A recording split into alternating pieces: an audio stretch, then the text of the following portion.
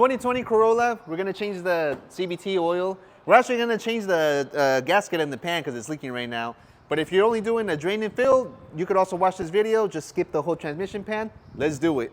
So we got the Corolla in the level surface. To access the fill plug, you're gonna have to take off the tire. Once you take it off, you're gonna have to take off this plastic right here. It's only a couple of clips. And to take off the drain one, we're gonna have to take off this whole plastic in the bottom also.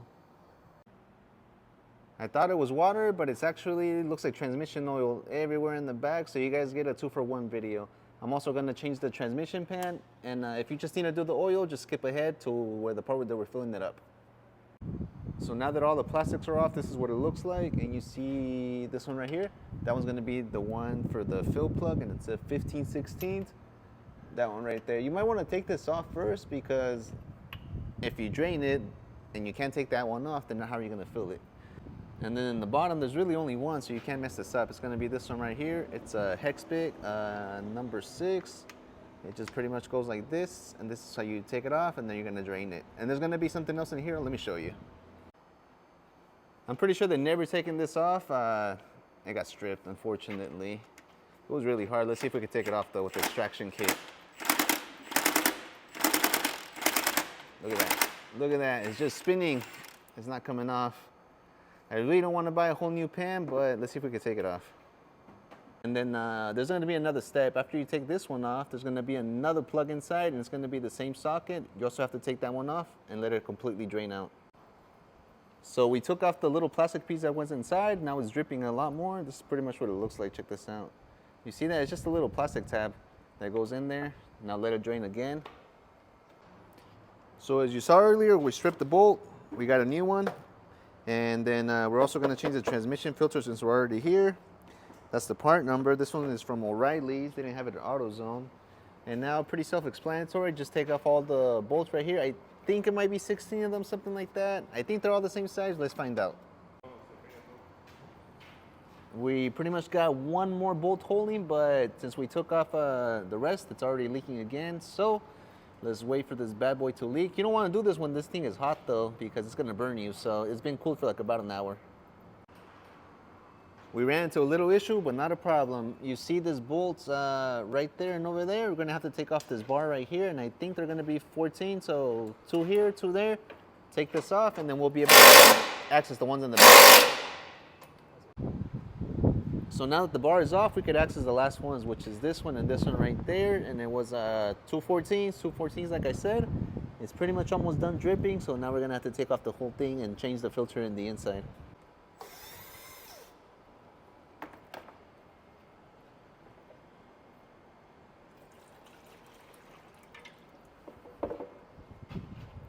And let's see, so the gasket is right there. It came with the new gasket, and then the transmission filter is going to be this thing right here.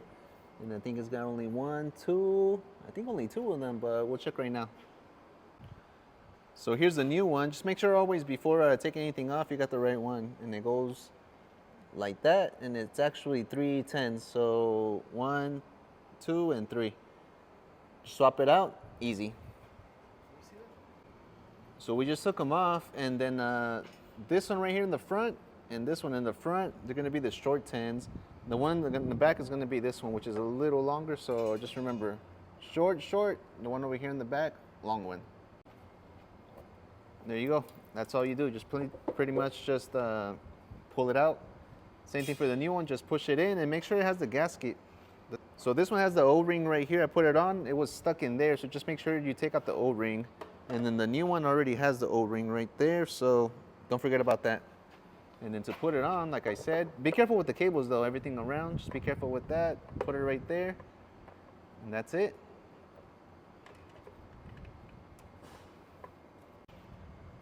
So the pan itself has these little magnets right here. You see that? 1, 2, 3. They actually move around, but they got the little space where they go. And we're gonna go ahead and clean all this little gunk. You see that? It's everywhere. But that's what the magnets are for though. So we're gonna go ahead and clean everything up with brake cleaner and put all the magnets where they go. They only 1, 2, and 3. And then let me see, this gasket it doesn't look that stuck. Nah. This one looks like it's a metal one. The aftermarket looks like it's a rubber, but as long as it works though, it should be fine. Make sure to clean everything like I said. You see this one right here? We just cleaned this magnet. Look how clean that one looks, and look at this one. You see that? That's not supposed to be there. I mean, it is, that's what the magnets are there for, but make sure just to clean everything up though. All right, so I don't know if you guys care about, you know, torquing or not, but these three are gonna be 8 foot-pounds. And then we got our Harbor Freight one. It's a little cheap one. We should have got the electric one, but we don't use this one that much though. Let me show you guys how this works real quick. So once you open the screw on the bottom and all the oil goes out, it's because the oil's all the way up here, it's full, right? So if you open the one in the bottom and the oil's only up to here, then it's actually low. Anything besides this is low. So once you keep adding oil, it's gonna sit somewhere up here, and then once you open the thing to drip out, it's gonna go lower, lower, lower, lower, and finally it's gonna reach here, which is what you want. So we got 16 bolts, they're all the same size, and then the torque specs for these, I'm gonna post them right now. I think it's about 15 inch-pounds, which is in foot-pounds about 6, something like that, but I'll put the screenshot right now on the screen. We put the little plastic cap back in there, we're tying it, and we're not gonna put the cap right here. What we're gonna do now, since it's empty, we're gonna go ahead and go to the side, and then start pouring our CVT fluid through this hole right here, with the one at the bottom open. That way, you know, we're gonna wait until it starts dripping, and then we're gonna do the next step.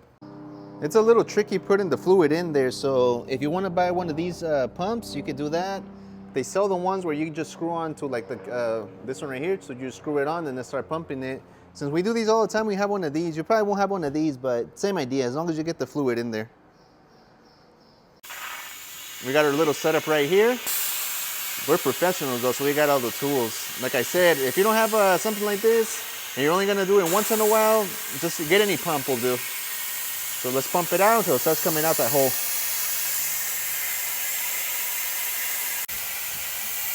So about right there, it's coming out, so it went over the overflow. Now we're gonna put the plug back in, but we're not gonna tighten it all the way, just hand tighten it, because we still have to take it off another once or twice. So we just did our first fill. Now we're gonna turn on the car, and then we're gonna cycle through the gears. It's a CVT, I don't even know if it has gears. About 3 seconds each though. 1, 2, 3. 1, 2, 3, and then you can do this as many times as you want. I think it says do it once or twice. And then after that, we're gonna check in the oil again in the bottom. So we opened the plug and there's no oil coming out at all. So what does that tell us? We need to put more oil again while the car's still on. So the car's been on, the plug is on. We had to get it to operating temperature about 98 to, I think it was 113. It's at 115 right now, close enough. And if you got a scanner like this one, it took about 4 to 5 minutes to get it like this. Yeah. So this is gonna be the third time checking it. Now that we got it to operating temperature, let's open it up, and if it doesn't spill, it still needs more. And if it does, then we should be good. Just a light stream. So we're done with the fluid checks, the draining, the filling, the draining, the filling. I'm actually gonna post a little picture, a little diagram to see what I'm talking about. If whatever we make didn't make sense, watch this and then do it again from the beginning, just in case. And now we're gonna torque this one right here, and it's 30 foot-pounds. So let's do 30 foot-pounds on that one.